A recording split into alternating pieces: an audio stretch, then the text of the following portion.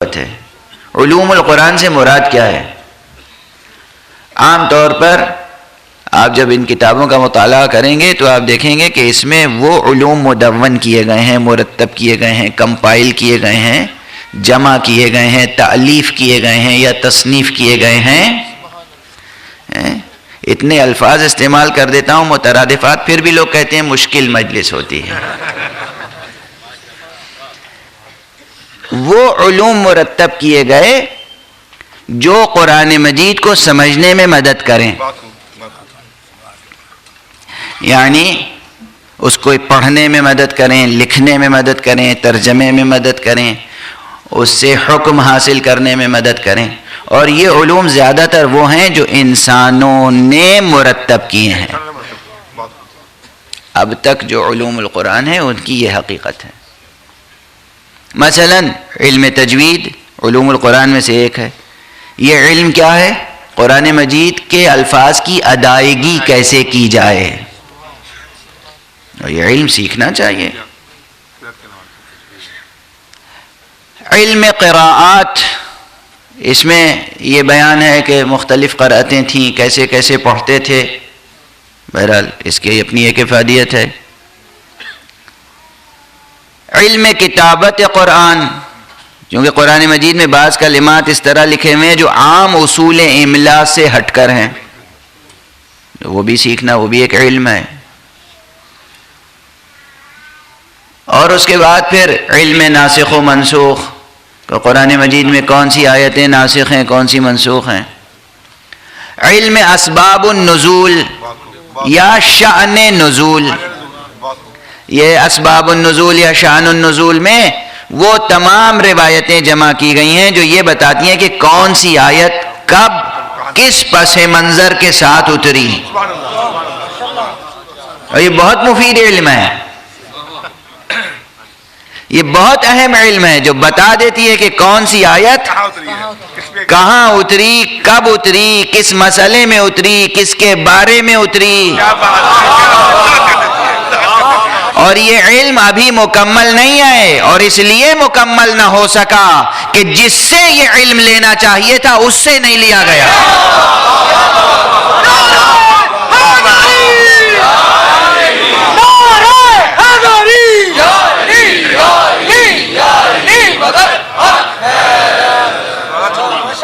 یہ علم ناقص ہے، ابھی تک بہت ناقص ہے، اس لیے کہ یہ تمام مسلم مؤرخین اور محدثین بیان کرتے ہیں بلا اختلاف و بلا شک و شبہ کہ باب مدینۃ العلم، خزینہ دار اسرار ختم نبوت حضرت امیر المؤمنین علی ابن ابی طالب علیہ السلام نے بار بار اعلان فرمایا، سلونی سلونی قبل ان تفقدونی، مجھ سے پوچھ لو قبل اس کے کہ مجھے کھو دو، قبل اس کے کہ تمہارے ہاتھوں سے، تمہارے گناہگار ہاتھوں سے، تمہارے خطاکار ہاتھوں سے، تمہارے غفلت شعار ہاتھوں سے میرا دامن چھوٹ جائے، پوچھ لو مجھ سے۔ اور اس میں بطور خاص فرمایا ہے کہ پوچھ لو مجھ سے قرآن مجید کے بارے میں قرآن مجید کی ایک ایک آیت کے بارے میں جانتا ہوں، مجھے علم ہے کون سی آیت کہاں اتری، رات کے وقت اتری یا دن کے وقت اتری، صحرا میں اتری یا شہر میں، سفر میں اتری یا حضر میں، کس مسئلے میں اتری، کس شخص کے بارے میں اتری، یہ تمام تفصیلات مجھ سے لے لو، مگر نہ لیا گیا۔ اس لیے یہ علم ابھی تک ناقص ہے۔ اور وہی نسخہ جس میں آپ نے اسباب نزول و شان نزول تألیف فرما دیا تھا، وہی نسخہ تھا جسے لینے سے انکار کر دیا گیا۔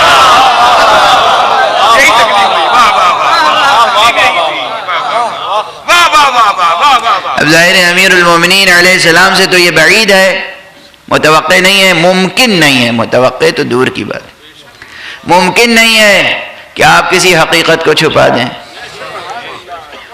تو اب جہاں جس کا ذکر ہونا چاہیے وہاں اس کا ذکر ہوگا، اگر کوئی آیت منافقین کے بارے میں اتری ہے تو وہاں منافقین کا ذکر تو ہوگا.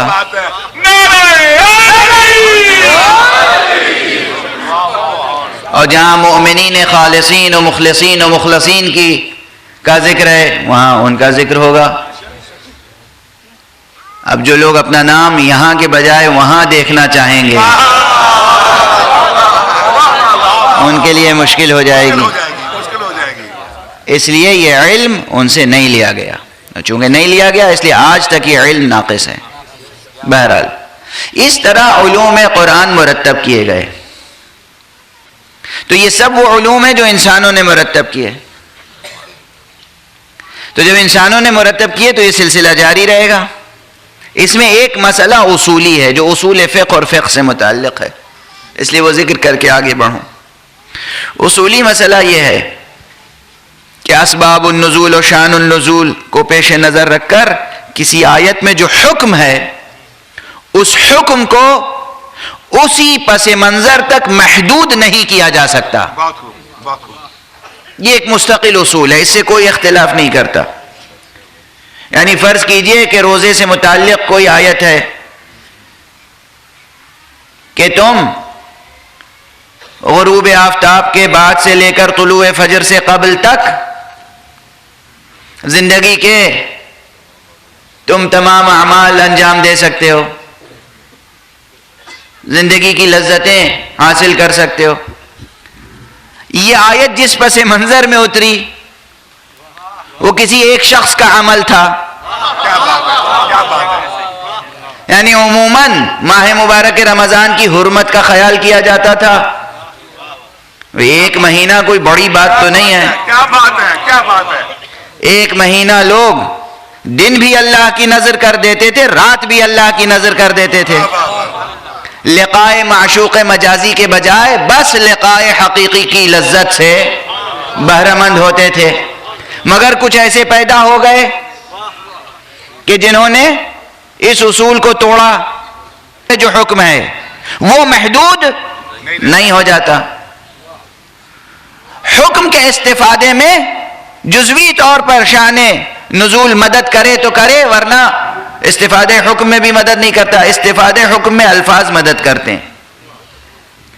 استفادے حکم میں یعنی کسی جملے میں کیا حکم پوشیدہ ہے, یہ جب انٹرپریٹیشن کا عمل ہوتا ہے, اجتہاد کا عمل ہوتا ہے, تو اس میں فقیہ یہ دیکھتا ہے کہ الفاظ کیا ہیں, فقرہ کیا ہے, جملہ کیا ہے, آیت کیا ہے. پس منظر نہیں دیکھتا. مگر ایک علم آج تک مدون نہ ہوا تھا, وہ اس طالب علم کو رب اکبر نے توفیق عطا فرمائی, اور وہ علم ہے علم شان تلاوت. شان نزول یہ ہے کہ کوئی آیت کب اتری. شان تلاوت میں اس طالب علم نے وہ تمام روایتیں جمع کی ہیں, وہ تمام مواقع جمع کیے ہیں کہ حضور اکرم نے کس آیت کو کتنی بار کب پڑھ کے بتایا.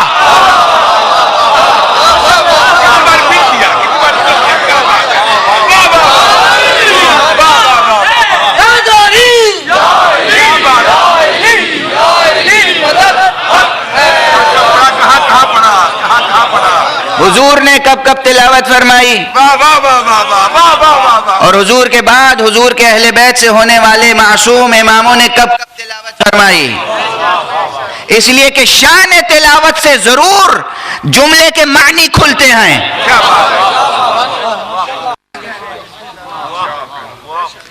شان تلاوت سے معنی کھلتے ہیں. اب اس کی ادبی مثال دے دوں. مولانا ابوالکلام آزاد کی اردو نثر کے لوگ بہت شائق رہے ہیں, ایک زمانے میں سر دھنتے رہے ہیں. اب پتہ نہیں جدید نسل کا ذوق کیا ہے, مگر بہرحال وہ ان کا ہنر یہ تھا, یا اس دور میں اور ادبا تھے جن کا ہنر یہ تھا کہ نثر لکھتے چلے جا رہے ہیں, اور لکھتے لکھتے ایک برمحل شعر لکھ دیا.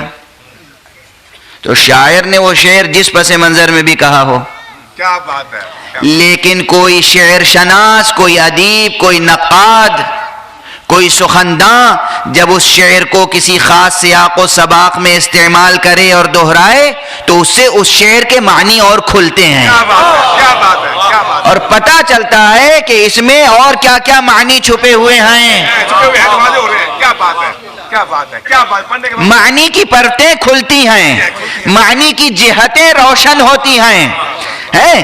کسی بھی جملے کو صحیح سیاق و سباق میں استعمال کیجئے تو معنی اس جملے کے روشن تر ہوتے ہیں. تو سبب نزول جو بھی ہو، شان نزول جو بھی ہو، جب جس موقع پر پیغمبر کسی آیت کو دہرا دیں یا ائمہ کسی آیت کو دہرا دیں تو اس سے اس آیت کے معنی روشن ہو جائیں گے کہ اچھا اس میں یہ معنی بھی پوشیدہ ہے. پر محمد و آل محمد بلند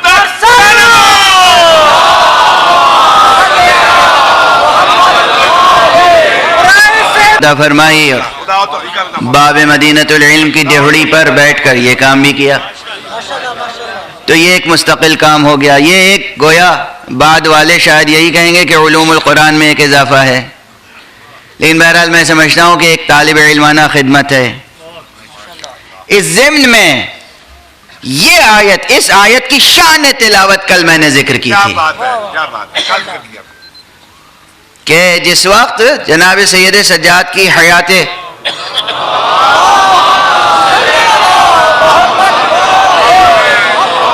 مبارکہ کے آخری لمحات تھے، اس وقت آپ نے یہ تلاوت فرمائی تھی. اس شأن تلاوت سے کیا بات ہے. کتنے معانی روشن ہوتے ہیں. الحمدللہ الذی صدقنا وعدہ وَأَوْرَثَنَا الْأَرْضَ نَتَبَوَّأُ مِنَ الْجَنَّةِ حَيْثُ نَشَاءُ فَنِعْمَ أَجْرُ الْعَامِلِينَ. اللہ اکبر، اللہ اکبر، اللہ. تمام حمد، تمام تعریف، تمام ثنا، تمام توصیف، تمام ستائش، تمام سپاس، تمام شکر، تمام نعت مخصوص ہے اس معبود برحق کے لیے جس نے جو وعدہ کیا تھا ہم سے وہ پورا کر دکھایا. سبحان اللہ، سبحان اللہ.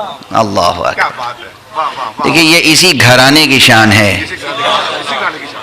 جو کبھی اللہ کی مصلحتوں کی تصدیق کرتی ہے، کبھی اللہ کے وعدوں کی تصدیق کرتی ہے، کبھی اللہ کی مرضی کی تصدیق کرتی ہے. یہ اسی گھرانے کی شان ہے. یا پہلے علی نے کہا تھا کہ ہم نے تجھے ایسا رب پایا جیسا میں چاہتا ہوں.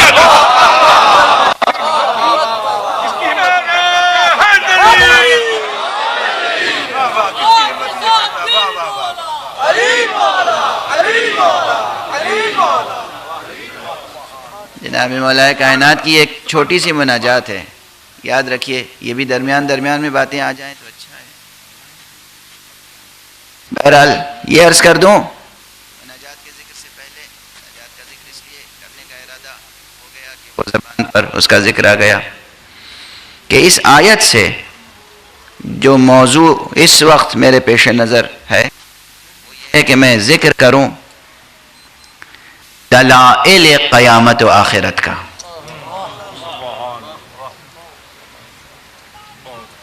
اور اسی ضمن میں پھر یہ بحثیں آ جائیں گی کہ ہمیں اس کے لیے آمادگی کیا کرنی ہے، کیا کرنا چاہیے، کرا گیا. ہمیں تیاری کیا کرنی ہے. اور جب قیامت کی تیاری کرنی ہے تو پھر قیامت کی تیاری کرنی ہے.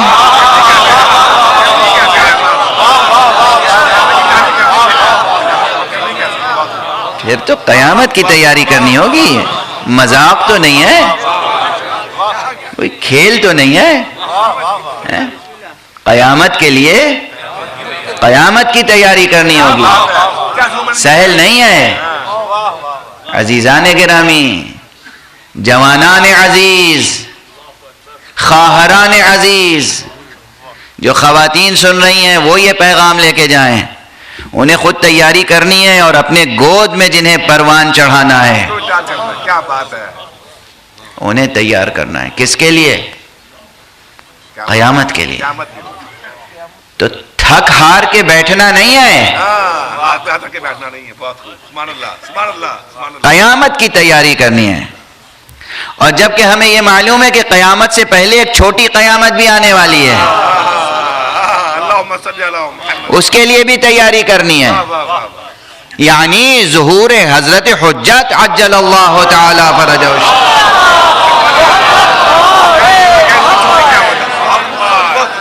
قیامت صغریٰ اسے کہا جاتا ہے قیامت صغریٰ. وہ قیامت کبریٰ ہوگی جب دیدار رب ہوگا، وہ قیامت صغریٰ ہے جب دیدار حجت رب ہوگا. قیامت صغریٰ ہے، اس کے لیے تیاری کرنی ہے. لیکن دونوں باتیں ہیں. یہ جتنی بھی قیامت کی تیاری ہو، اگر جذبہ سچا ہے اور معرفت ہے تو ہنستے کھیلتے تیاری ہو جائے گی. اس لیے کہ کئی برس قبل میں نے کراچی میں کئی برس قبل، غالباً 10 برس قبل یا 11 برس قبل کراچی میں 5 مجلسیں پڑھی تھیں. اب اس وقت وہ مضامین ذہن میں بھی نہیں ہیں کہ کیا پڑھے تھے، مگر اس کا عنوان تھا جشن حشر یا عید محشر. کیا بات ہے. واہ واہ واہ واہ. جشن حشر یا عید محشر. ہمیں آخرت یا قیامت کا خوف نہیں ہونا چاہیے. قیامت ہوگی دوسروں کے لیے قیامت، ہمارے لیے تو عید ہے.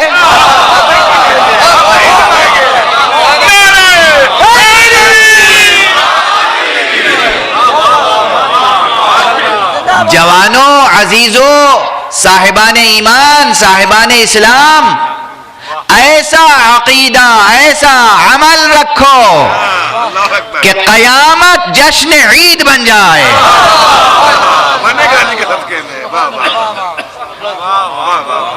جشن عید، عید محشر، دونوں. یہ چھوٹی عید، وہ بڑی عید. دوسروں کے لیے چھوٹی قیامت اور بڑی قیامت ہے، ہمارے لیے چھوٹی عید اور بڑی عید ہے. جب ایک معصوم کا چہرہ دیکھیں گے تو چھوٹی عید، جب 14 کا دیکھیں گے تو بڑی عید.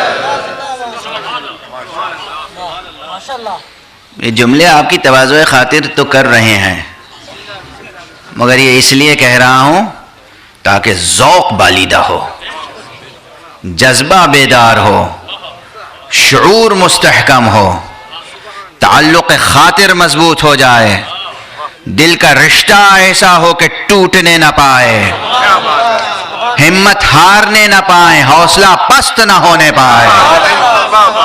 جو بار امانت ہے وہ بہادری سے اٹھا سکیں، شجاعانہ قدم آگے بڑھاتے جائیں، عمل کا ثبوت دیں، وہ نقش قدم ابھاریں کہ دنیا کی ہوائیں مٹا نہ سکیں. عمل مطلوب ہے، عمل قیامت کی تیاری ہے. عمل. اللہ اپنا وعدہ پورا کر کے رہے گا، اور گواہی معصوم کی ہے کہ اس نے اپنا وعدہ پورا کر دیا. کسی شے کو شبہ کی گنجائش نہیں ہے. اب ظاہر ہے آج صرف تمہیدی مطالب عرض کر سکوں گا، اس لیے کہ تھوڑی سی طبیعت بہتر ہوئی ہے تو تھوڑا ہی بیان ہوگا، کیونکہ وہ جیسے جیسے طبیعت ساتھ دے گی انشاءاللہ گفتگو آگے بڑھے گی. پورا خطبہ بھی نہیں عرض کر سکتا، خطبہ ذہن میں آ گیا کہ امیر المومنین علی ابن ابی طالب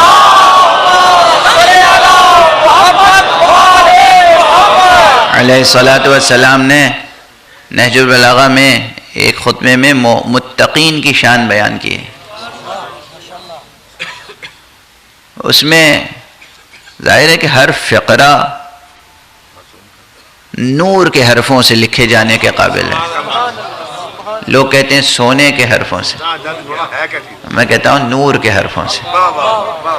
خود زیارت مبارک جامعہ میں معصومین کے لیے یہ ہے کلامکم نور، آپ کا تو کلام بھی نور ہے، کلامکم نور، تو ان کا کلام ہی نور ہے۔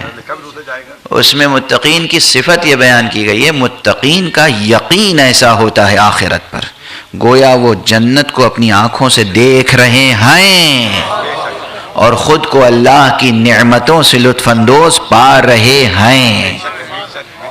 اور متقین کی کیفیت یہ ہوتی ہے کہ گویا جہنم کو اپنی آنکھوں سے دیکھ رہے ہیں اور جہنم میں گناہگاروں کو معذب دیکھ رہے ہیں، دیکھیں گے نہیں، دیکھ رہے ہیں۔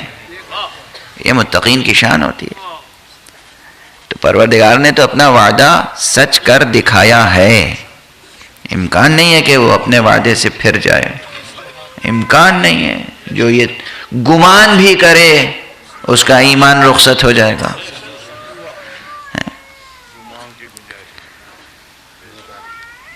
اور اسی لیے یہ جو میں عرض کر رہا ہوں کہ اس نے اپنا وعدہ پورا کر دیا ہے، اس سے ایک بڑی علم کلام کی بحث جڑی ہوئی ہے۔ ابھی نہ سمجھیے کہ میں صرف خطابت کے جملے ادا کرتا ہوں، ہر جملے کے پیچھے کوئی نہ کوئی اساسی مسئلہ ہوتا ہے جو کسی نہ کسی کتاب میں کہیں نہ کہیں مفصل و مشروح طور پر ذکر ہو چکا ہے۔ علم کلام میں ایک بحث یہ کی ہے لوگوں نے کہ اللہ سبحانہ و تعالی جنت بنا چکا ہے یا بنائے گا، جنت خلق کر چکا ہے یا کرے گا، یہ بھی ایک بحث ہے۔ اب میں اس بحث کو بس عنوان ہی قائم کر رہا ہوں۔ کچھ لوگ کہتے ہیں کر چکا ہے، کچھ لوگ کہتے ہیں کرے گا۔ میں کہتا ہوں اگر خلق نہیں کیا ہے تو معراج میں جب حضور کو لے گیا تھا تو دکھایا کیا؟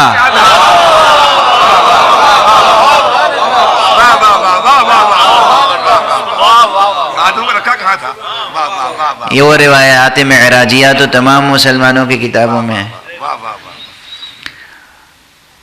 ظاہر روایات سے یہی مفہوم حاصل ہوتا ہے کہ آپ کو جہنم کے طبقات بھی دکھائے، جنت کے درجات بھی دکھائے، جنت کی نعمتیں بھی۔ تو جنت خلق ہو چکی ہے، جہنم خلق فرما چکا ہے پروردگار، تو گویا اس نے وعدہ پورا کر دیا۔ کیا بات ہے، کیا بات ہے، کیا بات ہے، یہ دلیل ہے کہ وعدہ پورا کر دیا۔ جنت خلق ہو چکی، وعدہ پورا ہو چکا۔ اسی لیے کہیں میں نے کہا تھا، شاید یہیں لاہور میں کہہ کے گیا ہوں کہ گھر تیار ہے، کلید لے کے جانا نہ بھولیں۔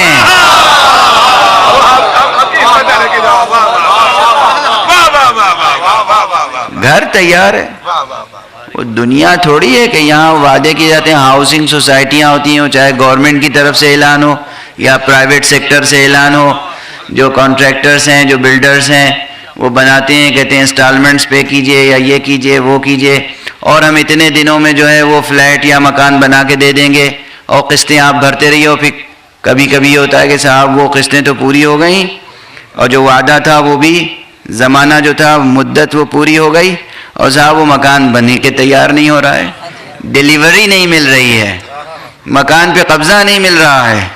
نہیں، وہاں سب کچھ تیار ہے،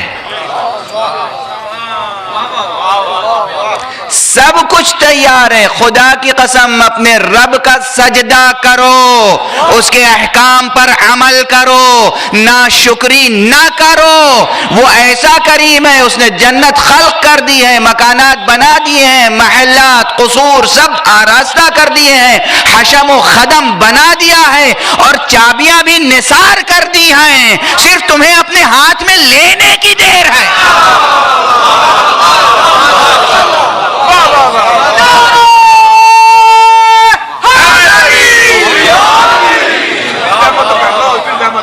اب اتنی بھی زحمت نہیں کر سکتے تو کیا کرو گے؟ اسی نے تو بتایا کہ استغفار جو ہے وہ کلید بہشت ہے. اسی نے تو بتایا کہ کلمہ لا الہ الا اللہ قیمت بہشت ہے. اسی نے تو بتایا کہ دیکھو اگر اور کچھ ہم نے تو بنا دیا ہے، جنت بن گئی ہے، اور بھی کچھ بنانا چاہتے ہو نا تو بنانے کے ابھی تمہیں ہنر بتا دیتے ہیں. تمہارے لیے مزدور بھی ہم نے فراہم کر دیے ہیں. کیا کرم الہی ہے، کیا لطف الہی ہے، کیا کرم الہی ہے. مزدور کیسے مزدور؟ معصوم مزدور، نوری مزدور، فرشتے ملائکہ مزدوری کے لیے کھڑے ہوئے ہیں. کوئی بندہ کہے سبحان اللہ وہاں ایک سونے کی اینٹ رکھ دی، کوئی بندہ کہے الحمدللہ وہاں ایک اینٹ اور رکھ دی. تم کہو سبحان اللہ والحمدللہ ولا الہ الا اللہ واللہ اکبر، وہاں دیواریں اٹھتی چلی جا رہی ہیں. کچھ بنانا چاہتے ہو زبان ہلاؤ، مزدور کھڑے ہوئے ہیں بنانے.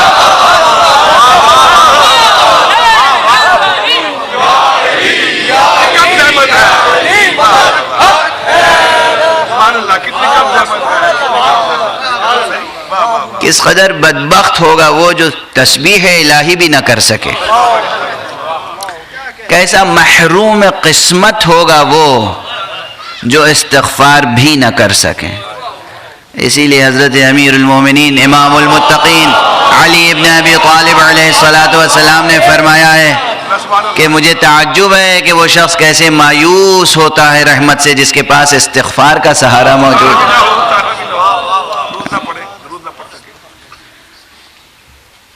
اور یہ تسبیح و تحلیل، اس کے بعد درود، صلوات، ذکر علی، ذکر رسول، ذکر خدا. کیا کیا حاصل نہیں ہے آپ کو، کیا کیا حاصل. یہ سب اسباب ہیں آرائش بہشت کے، سب اسباب ہیں. پروردگار آپ سب کو توفیق عطا فرمائے اور تمام ملت اسلامیہ کو توفیق عطا فرمائے کہ وہ یہ ذوق پیدا کر لے، یہ شعور بیدار کر لے.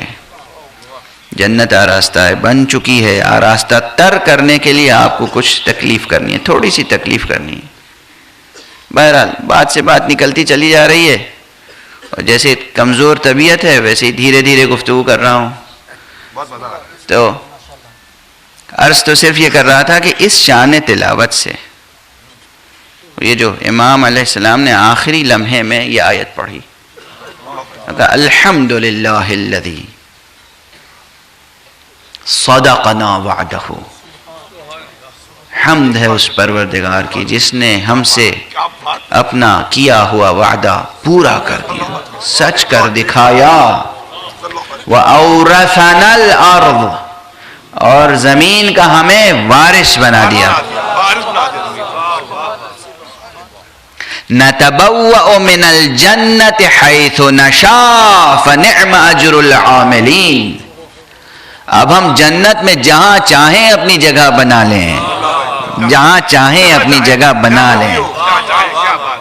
یعنی جنت بن چکی، جنت بن چکی. اب اتنا اختیار ہے. ایسی کوئی ہاؤسنگ سوسائٹی ہوگی کہ وہ کہے کہ یہ پوری ہاؤسنگ سوسائٹی میں تمہیں اختیار ہے، جہاں جو چاہو بنا لو. یہ قرآن کی آیت ہے. نَتَبَوَّأُ مِنَ الْجَنَّةِ حَيْثُ نَشَاءُ، جنت میں جہاں چاہیں جیسے چاہیں ہم اپنی جگہ بنا لیں. فَنِعْمَ أَجْرُ الْعَامِلِينَ، اور کیا بہترین اجر ہے عمل کرنے والوں کے لیے. کیا بہترین اجر ہے عمل کرنے والوں کے لیے، عمل کرنے والوں. اللہ اکبر، اللہ اکبر. سب کچھ پہلے سے آمادہ و آراستہ ہے. اچھا ایک صلوات پڑھیے محمد.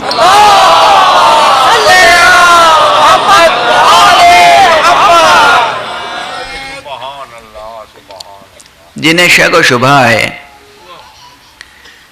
کہ پھر بھی پتہ نہیں ہے واعظ لوگ، مولوی حضرات یہ ممبر پہ آ کے وعدے سنا دیتے ہیں، حور و قصور و بہشت و خلد و کوثر و سلسبیل و طوبہ و لوائے حمد، یہ سب سنا دیتے ہیں.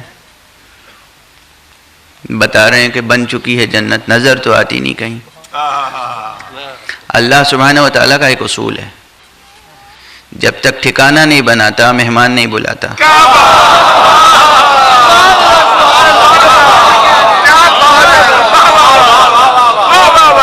اور یہی شعور اس نے ہمیں ودیت کیا ہے فطری طور پر. ہمیں اس نے یہی شعور ودیت کیا ہے. آپ کسی کو بلاتے ہیں گھر مہمان جب تک کہ مہمانداری کے تمام لوازم پورے نہ ہوں. ممکن نہیں، ممکن نہیں. اور اس کا مزید ثبوت، اس دنیا میں آپ کو بھیجنے سے پہلے آپ کی ضرورتیں پوری کی یا نہیں؟ آپ نے پیدا ہونے کے بعد خود اپنے لیے دودھ بنایا،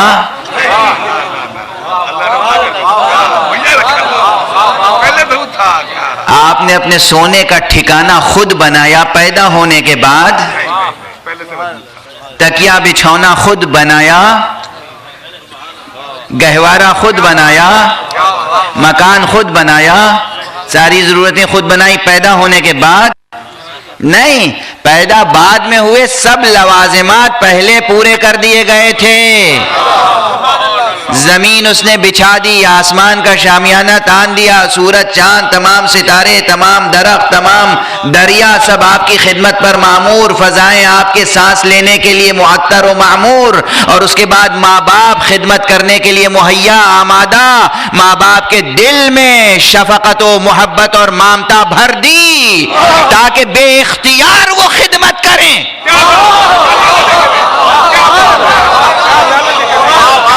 ہر ضرورت آپ کی پوری کر دی، تب آپ کو وجود عطا کیا.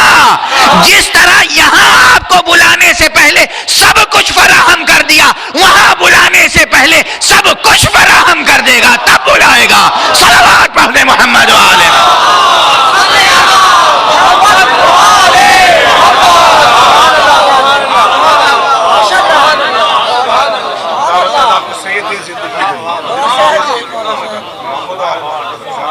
اسی لیے امیر المومنین علی ابن ابی طالب علیہ الصلاۃ والسلام نے فرمایا ہے نہج البلاغہ میں کہ مجھے تعجب ہے اس شخص پر جو اس دنیا کو دیکھتا ہے اور آخرت کا انکار کرتا ہے. دیکھیے اس جملے میں کتنی گہرائیاں ہیں، اس جملے میں کتنے مضمرات ہیں. اس دنیا کو دیکھ رہے ہو اور آخرت کا انکار کر رہے ہو. نہیں، آخرت کا انکار نہ کریں، آخرت کے لیے تیاری کریں. تیاری شرط ہے. تیاری آپ کی استطاعت سے بہت کم تیاری رکھی گئی ہے. آپ جو کچھ کر سکتے ہیں، جو سکت ہے آپ کی، اس سے بہت کم مانگا گیا آپ سے. 1 گھنٹے میں کئے منٹ ہوتے ہیں؟ 60. تو 24 گھنٹے میں کئے منٹ ہوں گے؟ اب یہ مشکل میتھمیٹکس تو نہیں ہے. یہ افسوس کی بات ہے، یہ جوان بیٹھے ہیں ہمارے سامنے، ان جوانوں کو سیکنڈوں میں جواب دینا چاہیے. اب یہ دور آ گیا ہے، بہت دور سے آواز آ رہی ہے، ہمارے کان تک بھی نہیں آ رہی ہے.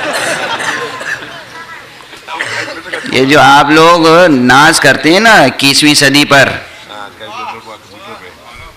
اور ماڈرن ایجوکیشن سسٹم پر، جو الیکٹرانک ایکوپمنٹ سے کمپلیٹلی ایکوپڈ سسٹم آپ کو ملا ہے، اس پر آپ ناز کرتے ہیں. اس نے آپ کو کیسا کند ذہن بنا دیا.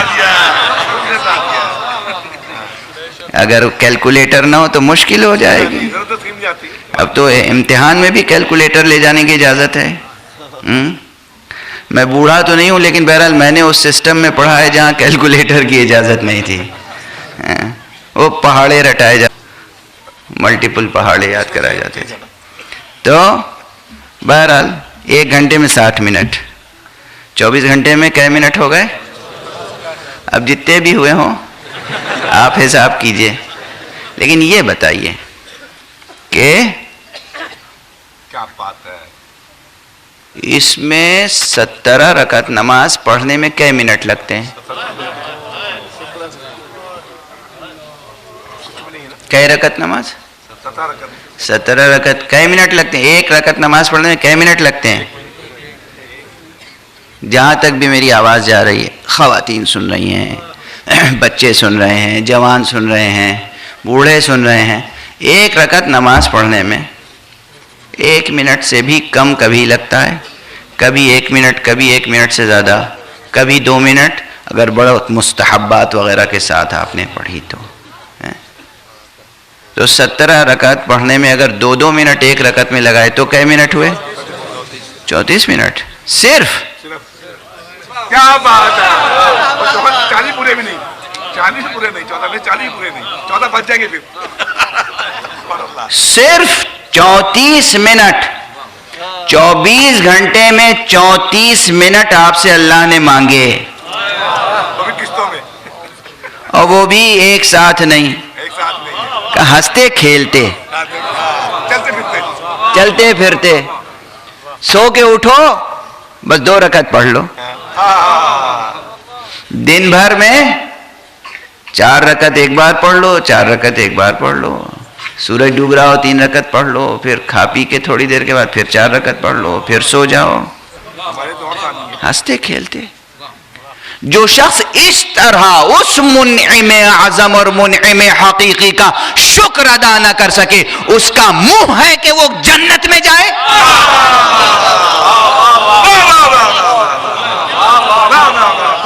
اسے جنت کی آرزو کرنی چاہیے. غالب بہت غیرت دار تھے جو کہہ گئے کعبے کس منہ سے جاؤ گے غالب، شرم تم کو مگر نہیں آتی.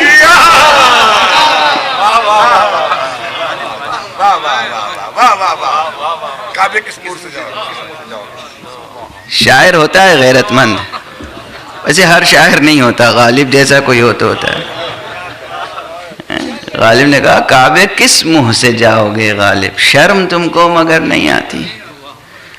جب یہیں سے ایک جملہ کہوں، آپ لوگ بھی بڑے غیرت دار ہیں، بڑا بالیدہ نفس رکھتے ہیں، بڑا دم بھرتے ہیں عشق کا، بڑا دعویٰ کرتے ہیں عرفان کا. عشق بھی غیور ہوتا ہے، غیور. کیا بات ہے، کیا بات ہے، کیا بات ہے. اللہ اکبر. عشق غیرت کی قدر پیدا کرتا ہے. اللہ اکبر، اللہ اکبر.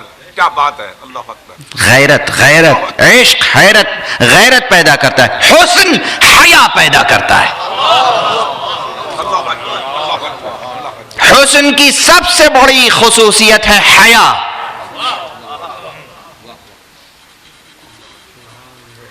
حسن کی کشش ثقل حیا میں ہے. کیا بات ہے، کیا بات ہے، کیا بات ہے. اور عشق کا پورا جوہر و جلال غیرت میں ہے. تو آپ سب عاشق ہیں نا، عارف و عاشق. وہ غالب جو کہتا ہے کعبے کس منہ سے جاؤ گے غالب، شرم تم کو مگر نہیں آتی. کعبہ تو پتھر کی ایک کوٹھری ہے، کعبہ صدف ہے، وہ گوہر صدف کعبہ. اس مولا کے پاس کیسے جاؤ گے شفاعت کرانے، کس منہ سے جاؤ گے اگر کچھ بھی جوہر عمل نہیں رکھتے ہوگے؟ توقع ہے کہ مولا بے عملوں کی شفاعت کریں گے. عملوں کی کمی کی بات کریں. کیا بات ہے، کیا بات ہے. سبحان اللہ، سبحان اللہ. توقع ہے کہ مولا بے عملوں کی شفاعت کریں گے. شفاعت کی لائن میں کھڑے ہونے کے قابل تو ہوں. شفاعت برحق ہے، شفاعت برحق ہے، شفاعت برحق ہے. کافر ہے جو شفاعت کا انکار کرے. شفاعت کا وعدہ کیا گیا ہے، شفاعت برحق ہے، مگر وہ شفاعت کی لائن میں کھڑے ہونے کے اہل تو ہو جائیں. لائن میں تو لگے.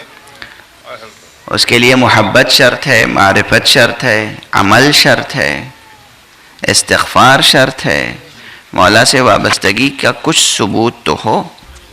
بغیر ثبوت کے شفاعت مشکل ہوگی. اور بس اب طاقت صرف ہو گئی. حالانکہ میں نے بہت چاہا کہ سنبھال کے پڑھوں، لیکن کچھ ایسی ہی تھا. ایک دو جملہ بھی اگر ذرا سا طاقت سے کہہ دیتا ہوں تو پھر وہ جمع کی ہوئی پونجی خرچ ہو جاتی ہے. آپ حضرات دعا فرمائیں گے انشاءاللہ. دیکھیے اس پر بس ایک روایت عرض کر دوں اور پھر آگے بڑھوں معال مجلس کی طرف. ایک شخص آیا حضور صلی اللہ علیہ وسلم،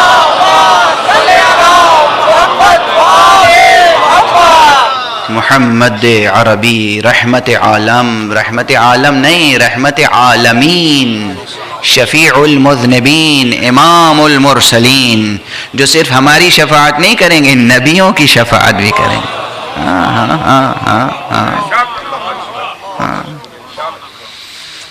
نبیوں کی گواہی دیں گے روز حشر. آپ خوش ہو لیے تھے جب میں نے کہا تھا عید حشر و جشن محشر. وہ اپنی جگہ ایک پہلو ہے، یہ بھی ایک پہلو ہے. عید کی بھیڑ میں بھی پسینے آ جاتے ہیں. اللہ اکبر، کیا بات ہے. عید کی بھیڑ پسینے آ جاتے ہیں. زیادہ ہو پسینے آ جاتے ہیں. نبیوں کے ماتھے پہ پسینے ہوں گے روز قیامت. آپ کا کیا شمار قطار، آپ شمار قطار میں نبیوں کے ماتھے پہ پسینے ہوں گے. اللہ سبحانہ و تعالی نبیوں کے لیے گواہی مانگے گا. گواہی، گواہ لاؤ کہ تمہارے سپرد جو ذمہ داری کی گئی تھی تم نے پوری کی.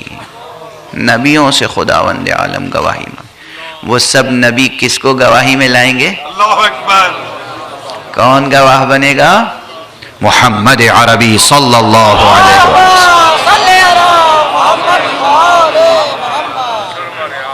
سرور عالم حضور گواہی دیں گے، حضور شفاعت کریں گے. وہ شفیع الانبیاء، وہ شفیع المذنبین، وہ رحمت للعالمین. وہ مدینے میں کچھ کام کر رہے تھے، کچھ محنت کا کام، سخت کام.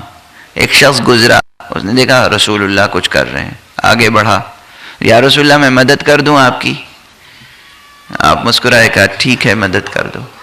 وہ آپ کی مدد کرتا رہا، اور جب کام ختم ہو گیا جانے لگا تو کہا یا رسول اللہ بس ایک خواہش ہے، ہمیں شفاعت کر دیجیے گا. معلوم ہے حضور نے کیا کہا؟ خاموش ہوئے، کچھ دیر سر جھکا کے سوچا. اس کے بعد اسے کہا اپنی شفاعت کرنے کے لیے میری مدد کرو.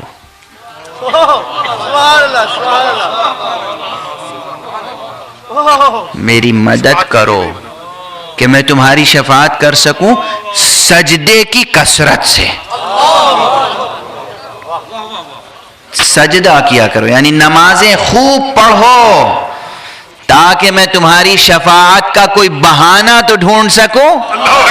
مجھے معلوم ہے تم کیا، تمہاری قرت کیا، تمہارا رکوع کیا، تمہارا سجدہ کیا، تمہارا قیام کیا، تمہاری طہارت کیا، تمہاری نیت کیا، تمہاری نماز کیا، مگر پڑھ کے دکھاؤ تو صحیح. بہانہ تو ملے کہنے کا یا اللہ یہ نمازیں پڑھتا تھا، کمزوریاں بخش دے مولا، میں اس کا شفیع ہوں، میں شفاعت کر رہا ہوں، پروردگار اسے بخش دے. بہانہ تو پیدا ہو. یہ عمل بہانے ہیں. اور اسی سے ملتا جلتا ایک جملہ امیر المؤمنین علی ابن ابی طالب علیہ السلام نے فرمایا ہے. فرماتے ہیں، جملہ یاد رکھیے گا، مولا علی کا جملہ ہے، کسی اور کا نہیں. آپ لوگ اپنا چہرہ آئینے میں دیکھتے ہوں گے، خوب صاف کرتے ہوں گے، حسن و جمال. دنیا میں ہر آدمی خود اپنے آپ کو حسین ترین سمجھتا ہے. بہت کم ایسے متوازن عقل والے ہوں گے جو انصاف سے اپنا مرتبہ معین کرتے ہوں، ورنہ بدصورت سے بدصورت انسان بھی خود کو حسین ترین سمجھتا ہے. مولا علی فرماتے ہیں مجھے وہ پیشانی پسند نہیں ہے، اچھی نہیں لگتی جس پہ سجدے کا نشان نہ ہو.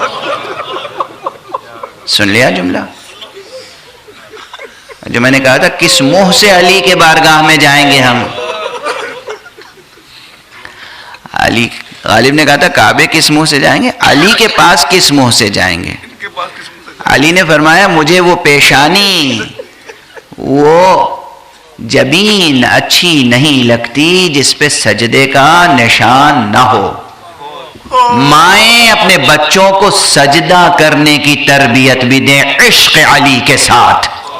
اس کے علی کے ساتھ قبول ہو جائے۔ بے عشق علی تو کچھ قبول نہیں ہے۔ بے عشق آل محمد کچھ قبول نہیں ہے۔ شرط قبولیت اعمال ولایت اہل بیت ہے۔ بہت صاف صریح بیان ہے، کسی کو شک و شبہ نہ ہو۔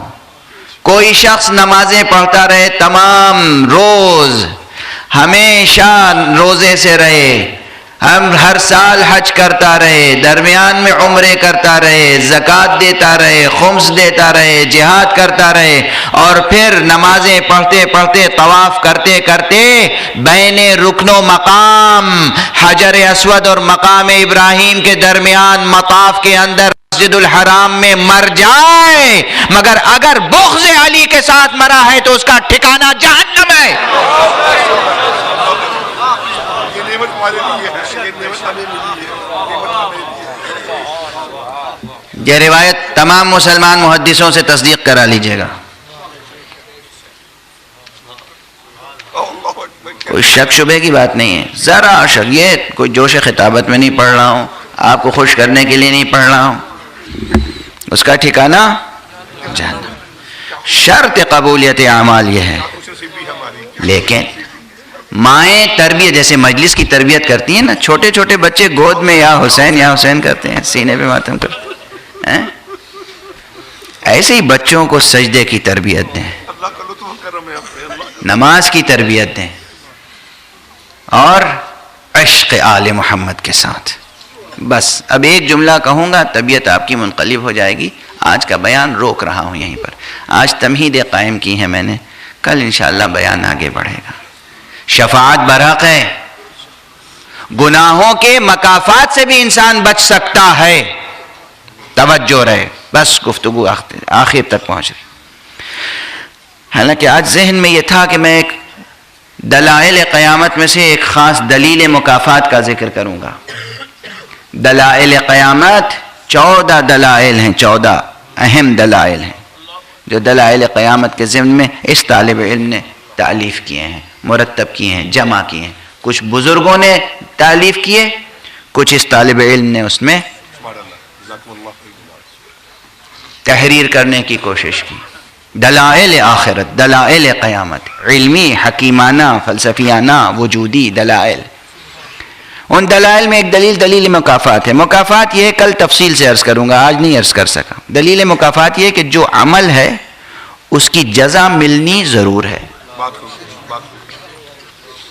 یہ اللہ کے قانون عدل و رحمت دونوں کے خلاف ہے کہ کوئی عمل کرے اسے جزا نہ ملے۔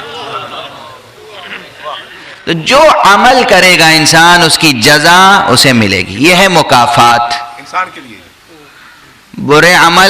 برا عمل اس کے سامنے آئے گا، اچھا عمل اس کے سامنے آئے گا۔ دلیل مکافات، یہ دلیل مکافات میں آگے جا کے مشکلیں پیدا ہوتی ہیں کہ اگر یہ تسلیم کر لیا جائے، جو کہ تسلیم کرنا ہی ہے، قرآن مجید کہتا ہے فَمَنْ يَعْمَلْ مِثْقَالَ ذَرَّةٍ خَيْرٍ يَرَهُ وَمَنْ يَعْمَلْ مِثْقَالَ ذَرَّةٍ شَرًّا يَرَهُ۔ جو خیر انجام دے گا خیر دیکھے گا، یرہ دیکھے گا، جو شر انجام دے گا وہ شر دیکھے گا۔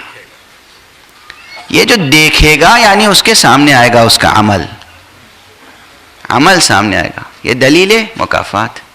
لیکن وہ رب رحیم ہوا ہے جس کے ہاں یہ دروازہ بھی کھلا ہوا ہے کہ ممکن ہے کہ تم برے اعمال کی مکافات سے بچ جاؤ۔ کیا بات ہے، یہ کیا کرم ہے، کیا بات ہے۔ آج خلاصہ تقریر یہ لے کے جائیں، یہ اس سے کرم ہوگا۔ حالانکہ بہت سی باتیں آج میں نے کہی ہیں نئی، دھیرے دھیرے کہیں، مگر کہیں سب باتیں یاد رہیں گی تو کام آئیں گی، مگر کم سے کم یہ یاد رہ جائے۔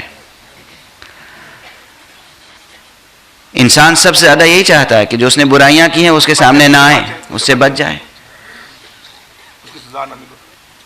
یہ دروازہ بھی کھلا ہوا ہے. خدا کی قسم کیا رحیم ہے، کیا کریم ہے. اللہ اکبر، اللہ اکبر. یہ دروازہ بھی کھلا ہوا ہے کہ انسان اپنے برے اعمال کی مکافات سے بچ جائے. بس ایک جملہ کہوں گا اور طبیعتیں منقلب ہو جائیں گی. ایک طرف تو رب اکبر کی غفاری سے کچھ بعید نہیں، غفار ہے. علم کلام میں بڑی طول طویل بحث کے بعد ایک جملہ کہا جاتا ہے کہ دو چیزیں، ایک ہے وعد، ایک ہے وعید. وعد کیا ہے؟ وعد ہے اچھائی کا وعدہ. وعید کیا ہے؟ سزا کی وعید. وعدہ یہ ہے کہ کوئی باپ اپنے بیٹے سے کہے کہ بھئی ہم اتنا خرچ کر رہے ہیں تمہارے اوپر، دیکھو ہر سہولت ہم نے فراہم کر دی، ٹیوٹر لگا دیا، یہ کر دیا، وہ کر دیا، تمہیں کمپیوٹر چاہیے تھا کمپیوٹر دلا دیا، حالانکہ ہماری بساط نہیں تھی، ہماری جو بندھی ہوئی تنخواہ ہے اس میں اس کی گنجائش نہیں تھی، مگر تم نے جو جو کہا سب ہم نے کر دیا تاکہ تم اچھی تعلیم حاصل کرو اور رزلٹ اچھا لے کر آؤ. اب اگر تم رزلٹ اچھا لے کر آئے تو ہم انعام میں تمہیں اور کچھ دیں گے. ابھی ہم نے ڈیسک ٹاپ دلایا ہے، اب ہم تمہیں لیپ ٹاپ دلا دیں گے. یہ ہے وعدہ. وعید کیا ہے؟ اگر رزلٹ خراب ہوا تو پھر ہم تم سے بولنا چھوڑ دیں گے ہمیشہ کے لیے، گھر سے نکال دیں گے. کچھ بھی کہہ سکتے ہیں غصے میں. شان کرم پدر کیا ہے؟ شان کرم کا تقاضا یہ، شرافت کا تقاضا یہ، کرم کا تقاضا یہ کہ اگر بیٹا رزلٹ اچھا لے آیا تو وعدہ ضرور پورا کرے، لیکن اگر رزلٹ خراب ہو گیا تو وعید سے صرف نظر کرنا شان کرم ہے.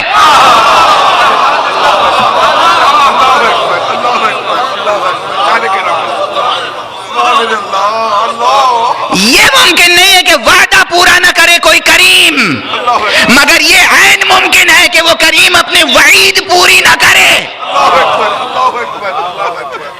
یہی رب اکبر کے ہاں مسئلہ ہے، جتنے وعدے اس نے کیے وہ پورا کرے گا. یہ ممکن ہے کہ وعید پوری نہ کرے. ثبوت کربلا میں دیکھ لو، حر کا جرم کتنا بڑا تھا.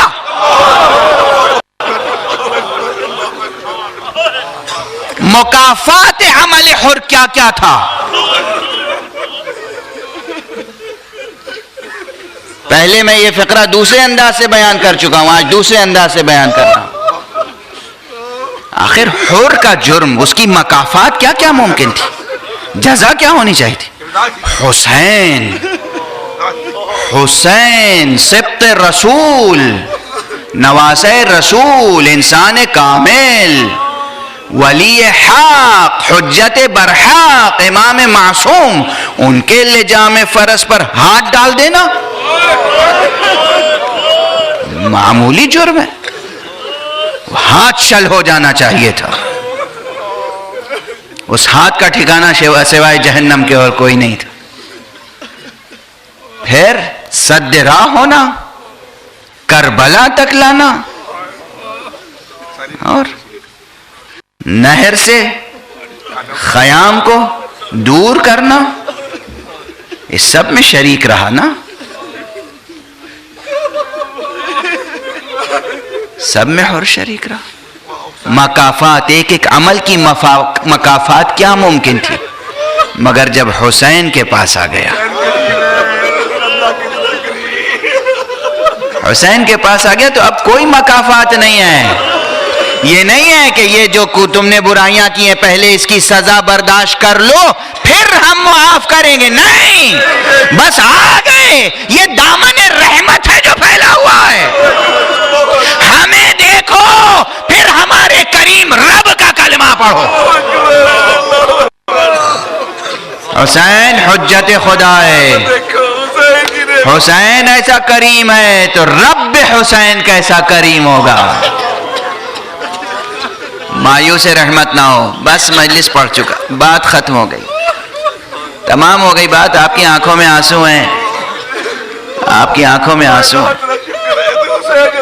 مایوس نہ ہو، مگر ہاں ایک بات کہوں بس، ابھی حاصل بیان باقی ہے، سنو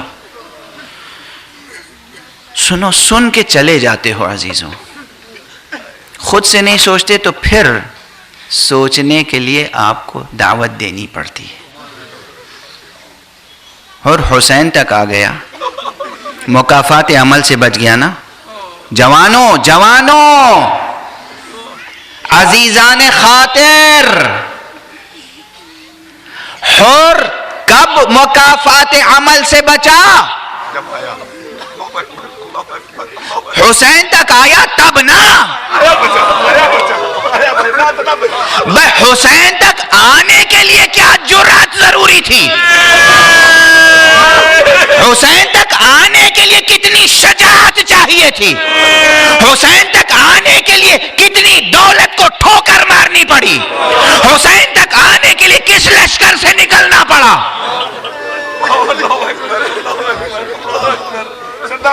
حسین تک آیا، مکافات سے بچ گیا۔ حسین تک آنے کے لیے جو جرأت، شجاعت، شہامت، اقدام، سفر،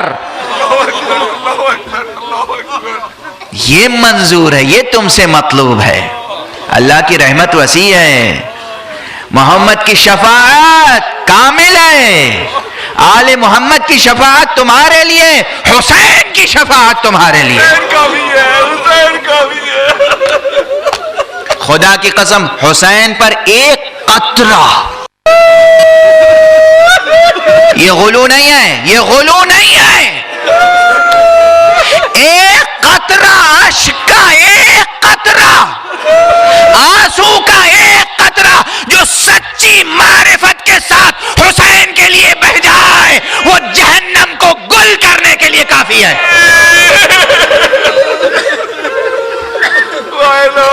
جوش خطابت میں نہیں کہہ رہا ہوں، میری آواز ضرور بلند ہے۔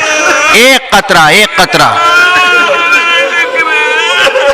مائیں تربیت کریں بچوں کی عشق حسین کے ساتھ، بزرگ تربیت کریں اپنے جوانوں اور بچوں کی عشق حسین کے ساتھ۔ حسین کا عشق ہی عشق خدا تک پہنچائے گا۔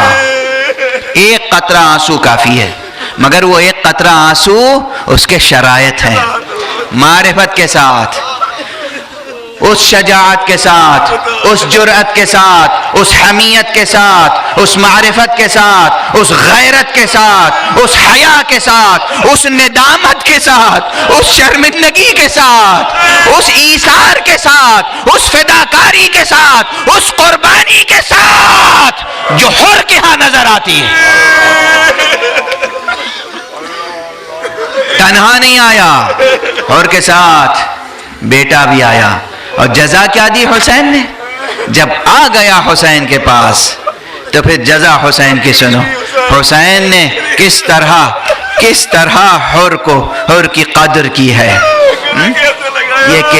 یہ جملہ میری نگاہ سے گزرا ہے کسی کتاب میں، اس لیے پڑھ رہا ہوں۔ وہ اپنی ندامت کے اظہار کے لیے آیا تھا، ہاتھوں کو باندھ کر آیا تھا، امام کے سامنے زمین پر بیٹھ گیا، اور حسین علیہ السلام نے پوچھا کون ہے یہ؟ آپ جس طرح سنتے آئے ہیں وہ اپنی جگہ، جو میں نے پڑھا ہے کون ہے؟ کہا گیا حر ہے، حر، معافی طلب کرنے آیا۔ اس نے کہا آقا میں حر ہوں، مجھے معاف کر دیجئے۔ سید الشہداء نے اسے دیکھا، کہا مجھے شرمندہ نہ کرو، اٹھو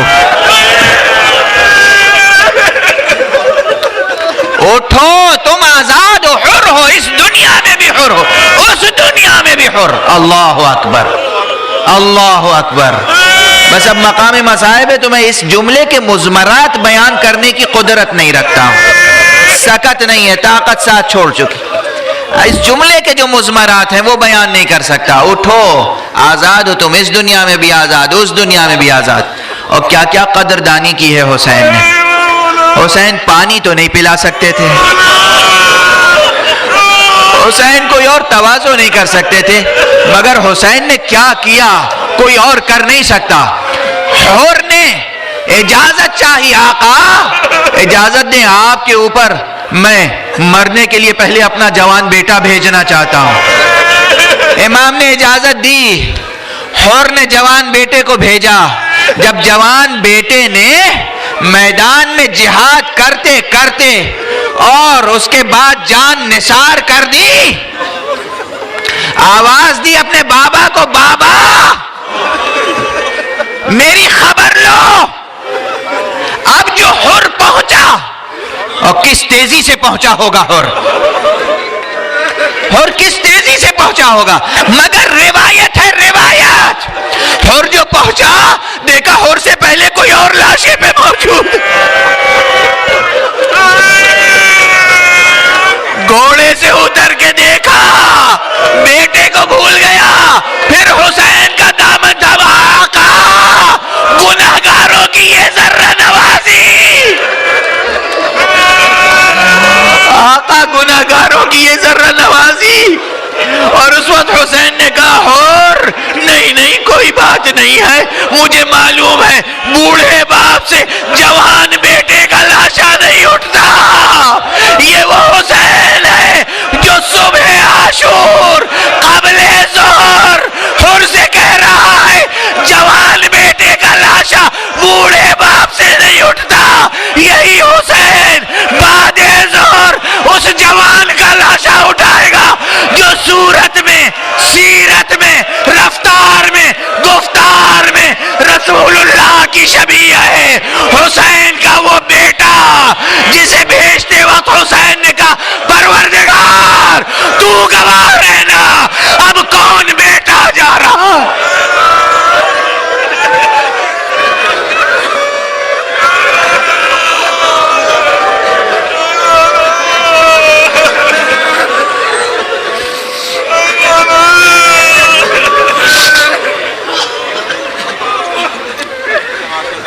انا للہ و انا الیہ راجعون، رضا بقضائہ و تسلیما لامرہ. پروردگار ہمیں علوم قرآن اور معارف اہل بیت سے آشنا فرما. پروردگار ہمیں خدمت قرآن کی توفیق کرامت فرما. معبود ہماری عبادت عزا قبول فرما. پروردگار ان آنسوؤں کی تاثیر سے ہمارے نفوس کا تزکیہ فرما. پروردگار ہمارے دامن کردار کو پاک کر دے. معبود ہماری مغفرت کا سامان فرما.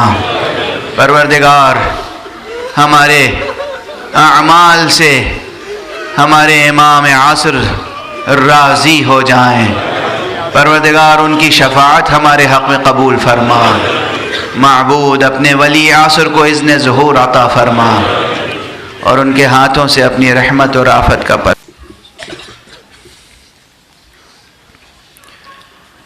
اعوذ باللہ من الشیطان الرجیم. بسم اللہ الرحمن الرحیم. الحمد للہ رب العالمین والصلاة والسلام على أشرف الخلائق أجمعين سيد الأولين والآخرين إمام المرسلين وخاتم النبيين سيدنا وشفيعنا وحبيبنا وحبيب إله العالمين أبي القاسم المصطفى محمد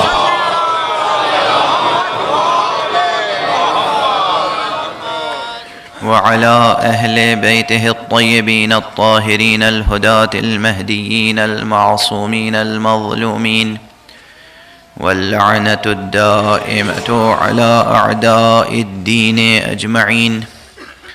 أما بعد فقد قال الله تعالى عز اسمه في محكم كتابه ومتقن خطابه. بسم الله الرحمن الرحيم. وقالوا الحمد لله الذي صدقنا وعده وأورثنا الأرض نتبوأ من الجنة حيث نشاء فنعم أجر العاملين. صلوات بر محمد.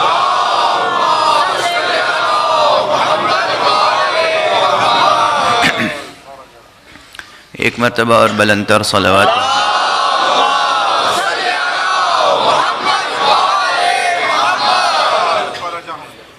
برادران عزیز، عنوان گفتگو آپ حضرات کے ذہنوں میں محفوظ ہوگا۔ کل سے اس گفتگو کا آغاز ہوا ہے، اس کا عنوان ہے دلائل آخرت۔ یہ عنوان بے حد فکر انگیز ہے اور وقت کی ایک اہم ضرورت ہے۔ ایک اعتبار سے تو یہ ہر دور میں وقت کی ضرورت بنا رہا ہے، چونکہ یہ دنیا دار غفلت ہے، اس لیے جو بھی نبی آیا اس کا سب سے بڑا وظیفہ یہ تھا کہ وہ انسانوں کو آخرت یاد دلاتا رہے، توحید کے ساتھ ساتھ آخرت یاد دلاتا رہے۔ اصلاً ایک نکتہ اپنے ذہن میں بٹھا لیجئے،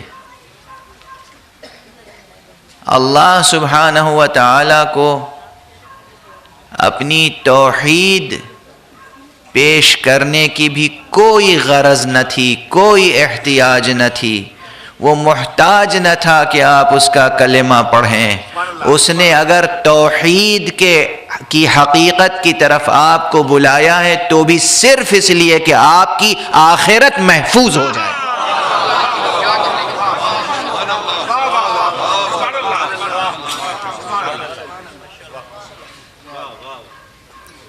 وہ بے نیاز ہے، وہ غنی علی الاطلاق ہے،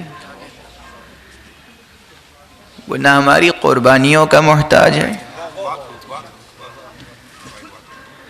نہ ہماری عبادتوں کا محتاج ہے، نہ ہمارے ذکر کا محتاج ہے، نہ ہمارے کلمے کا محتاج ہے۔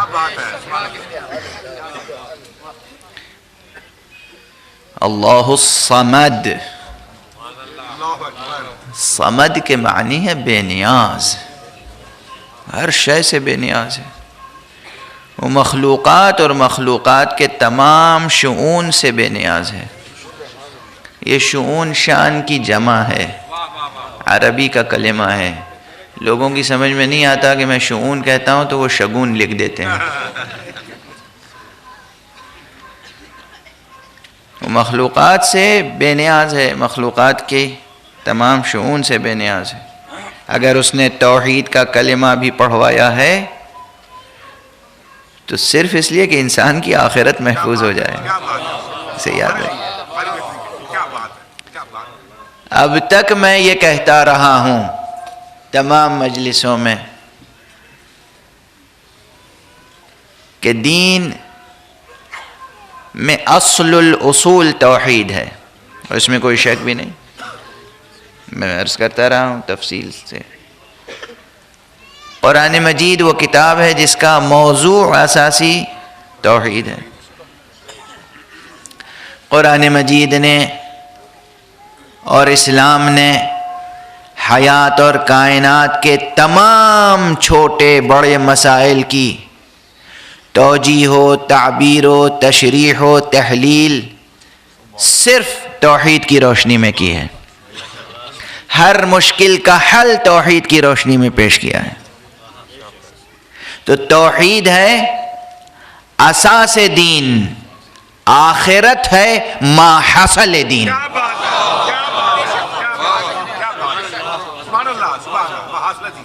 آخرت ہے غرض و غایت دین۔ غرض و غایت، غایت کیا ہے، غرض کیا ہے؟ آخرت۔ تاکہ اس نے جو مخلوقات اپنے لطف سے، اپنے کرم سے، اپنے فیض سے پیدا کیے ہیں، انہیں ان کا انجام بخیر ہو جائے۔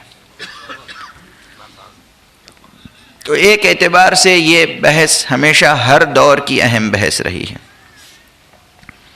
اس لیے کہ یہ حقیقت نگاہوں سے اوجھل ہو جاتی ہے۔ دنیا دار غفلت ہے، لوگ غافل ہو جاتے ہیں، بھول جاتے ہیں سامنے کے منظر میں کھو جاتے ہیں اور ماورا کی فکر سے بے نیاز و غافل ہو جاتے ہیں۔ اس لیے ہر نبی نے جتنی قوت کے ساتھ توحید پیش کی اتنی ہی قوت کے ساتھ آخرت کو یاد دلایا۔ قرآن مجید دیکھ لیجئے، قرآن مجید دیکھ لیجئے۔ یہ اور بات ہے کہ قرآن مجید کے علاوہ جتنے صحیفے ہیں ان سب میں اب آخرت کا تذکرہ تفصیل سے نہیں ملتا۔ بعض میں تو سرے سے نہیں ہے اور بعض میں ہے تو بہت اجمالاً، بہت اختصار کے ساتھ، تفصیل سے نہیں ملتا۔ کیوں؟ یہ دنیا میں جب دین انڈسٹری بن جاتا ہے، جب دین اہل ذکر کے بجائے کیا بات ہے، کیا بات ہے، عام اہل دانش سے لیا جاتا ہے، واہ واہ واہ واہ واہ واہ واہ واہ واہ واہ، کیا بات ہے، سبحان اللہ سبحان اللہ سبحان اللہ سبحان اللہ، بہت اہم نقطہ ہے جس کی طرف توجہ دلا رہا ہوں۔ بہت بڑی بات ہے۔ قرآن مجید نے کیوں کہا ہے فَاسْأَلُوا أَهْلَ الذِّكْرِ إِن كُنتُمْ لَا تَعْلَمُونَ، اگر تم نہیں جانتے ہو تو اہل ذکر سے پوچھو، اہل ذکر سے سوال کرو۔ سادہ سا قضیہ ہے، کہنا چاہیے تھا اگر تم نہیں علم رکھتے ہو تو اہل علم سے سوال کرو۔ یہ نہیں کہا، کیا بات ہے، کیا بات ہے، اللہ اکبر، اللہ اکبر، اہل علم نہیں کہا، قرآن مجید کی آیت ہے نا، واہ واہ واہ، قرآن مجید کی آیت ہے، یہ نہیں کہا کہ تم علم نہیں رکھتے ہو تو جن کے پاس علم ہے ان سے سوال کرو۔ قرآن ہے نا، کسی ادیب کی تحریر یا کسی خطیب کی تقریر تو نہیں ہے، کسی شاعر کی شاعری نہیں ہے، قرآن ہے۔ جو لفظ جہاں انتخاب کیا ہے کل کے مشیت نے، قلم قدرت نے، وحی الہی نے، اس کی کوئی اہمیت ہے؟ کوئی اور ہوتا تو لکھتا بھئی اگر تمہیں علم نہیں ہے تو اہل علم کے پاس جاؤ۔ قرآن کہہ رہا ہے اگر تم نہیں جانتے ہو تو اہل ذکر سے سوال کرو۔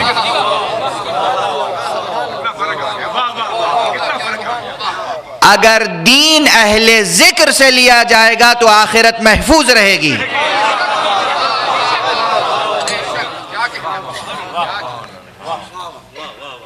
مراد کیا؟ یہ فرق کیا ہو گیا دو کلموں میں، اہل علم اور اہل ذکر؟ کیا بات ہے، کیا فرق ہے؟ اگر صرف کہہ دیا جائے اہل علم، بھئی تمہیں علم نہیں ہے تو اہل علم سے سوال کرو، معلوم ہے کیا اپروچ ہوگا پھر؟ اب بھی ایسے لوگ ہیں لیکن پھر ان کی تعداد بہت بڑھ جاتی جو کہتے کہ بھئی ہمیں علم نہیں ہے تو چلیں اسٹیفن ہاکنگ سے فتویٰ لے لیں۔ کیوں؟ بہت بڑا عالم ہے، اس میں شک نہیں، عالم ہے، دانشور ہے، سائنٹسٹ ہے، ریسرچر ہے، محقق ہے، کوئی شک نہیں ہے۔ یا آئنسٹائن کے فتوے پہ عمل کریں،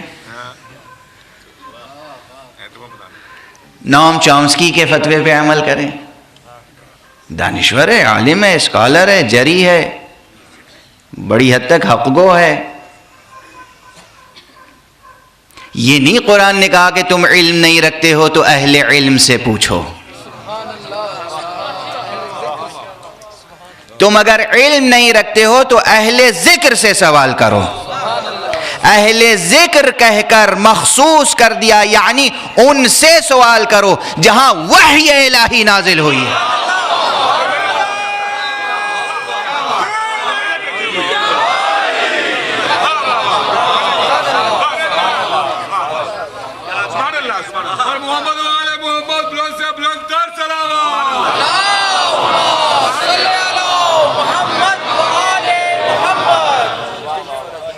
اسی قرآن میں قرآن کے بہت سے نام ہیں اور ان ناموں میں سے ایک نام ہے ذکر۔ ذکر کس کا نام ہے؟ خود قرآن کا نام ہے. قرآن مجید کا نام ہے ذکر. تو اہل ذکر کون ہوا؟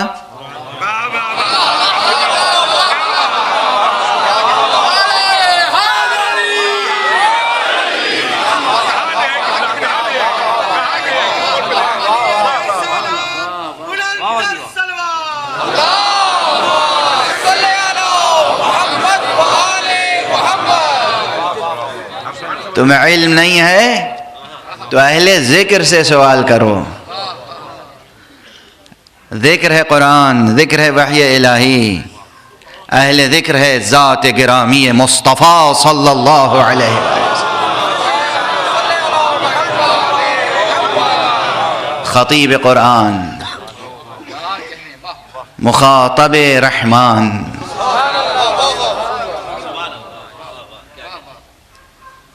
تو جو بھی سوال ہو یا ان سے پوچھیں یا ان سے پوچھیں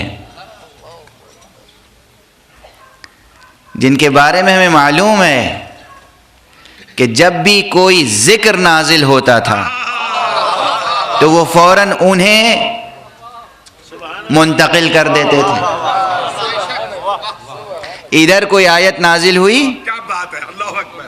اور ادھر کسی کے سپرد کر دی، کسی کو سنا دی، کسی کو بتا دی. وہ کون ہے؟ وہ اور کوئی نہیں ہے جس نے اعلان کیا ہے کہ زقنی رسول اللہ زقا. رسول اللہ نے مجھے اس طرح علم چگایا ہے جیسے پرندے اپنے بچوں کو دانا چگاتے ہیں.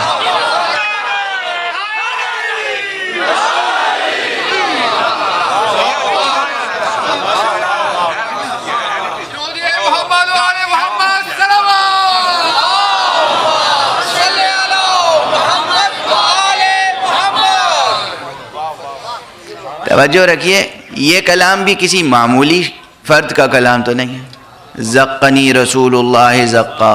ہو سکتا ہے کہ کوئی شخص سوچے کہ یہ چگانے کا لفظ کیا، یہ کوئی بہت ہی سوبر، بہت ہی خوشگوار، وہ صوتی آہنگ اس کا بہت شاعرانہ نہیں معلوم ہوتا. یہی لفظ کیوں انتخاب کیا گیا؟ ترجمے میں بھی میں نے کچھ اور تبدیلی نہیں کی. عربی میں لفظ زقنی ہے. زقنی کے معنی یہی ہے کہ پرندے جب دانہ اپنے بچوں کو چگاتے ہیں تو وہ دانہ ادھر سے اٹھایا اور وہ چونچ میں لیے رہتے ہیں.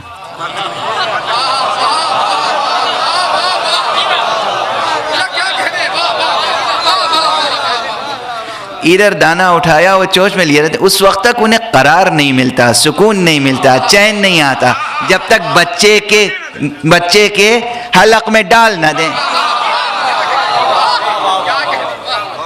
گویا پوری تصویر کشی کر دی ہے امیر المومنین نے اپنے اور پیغمبر کے ارتباط خاطر کی. پیغمبر نے یوں ہی نہیں کہا ہے کہ علی میری جان ہے، میرا نفس ہے، یا قرآن نے یوں ہی نہیں گواہی دی کہ علی نفس پیغمبر ہیں. یہ ایک دوسرے سے جدا نہیں رہتے تھے. خاص طور پر جیسے ہی کوئی وحی الہی آتی تھی، ادھر آیت آئی، جبرائیل آیت لے کر آئے محمد خاتم النبیین کے پاس، اور محمد نے آیت وہ سپرد کی علی خاتم الوصیین کے سپرد.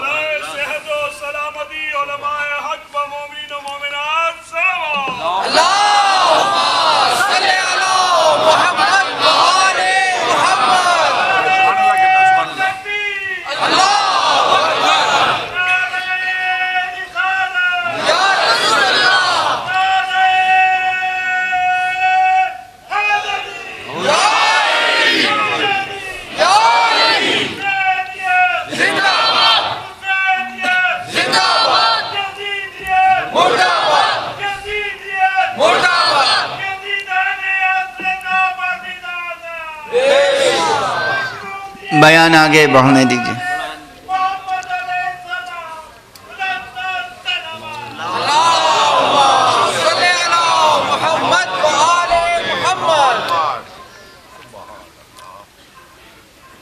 تو بحث تو یہ ہے کہ اہل ذکر کون ہے؟ ذکر ہے قرآن. اہل ذکر میں پہلے مرتبے میں خود صاحب قرآن، خطیب قرآن، مخاطب رحمان، حامل وحی الہی جناب ختمی مرتبہ صلی اللہ علیہ وآلہ وسلم.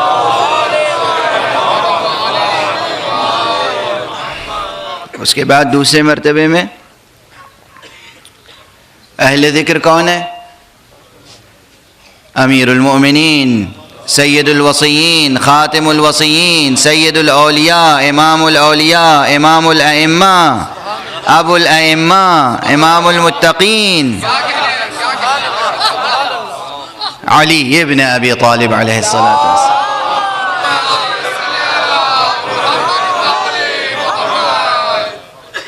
اس لیے کہ وہ حامل قرآن ہے. کل ہی غالباً ذکر کر رہا تھا کہ جنہوں نے کہا کہ مجھ سے پوچھو، میں جانتا ہوں کون سی آیت کب نازل ہوئی، کہاں نازل ہوئی، بحر میں، بر میں، حضر میں، سفر میں، رات میں، دن میں، ایک ایک آیت کا مجھے علم ہے.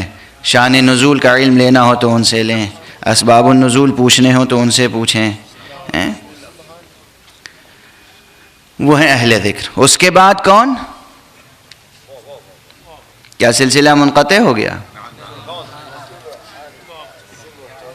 اگر قرآن مجید میں کوئی اور آیت نہ ہوتی تو تنہا یہ آیت کافی تھی یہ ثابت کرنے کے لیے کہ ہر دور میں خدا کی طرف سے کوئی نہ کوئی معصوم اہل ذکر ضرور ہوگا.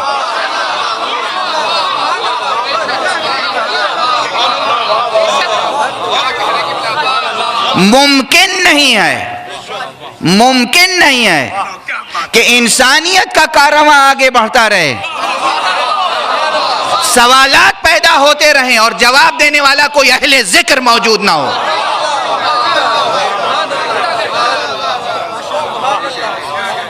آخر جب کوئی اہل ذکر نہیں رکھنا تھا تو سوال کرنے کے لیے کہا کیوں، حکم کیوں دیا کہ نہ جانتے ہو تو اہل ذکر سے پوچھو؟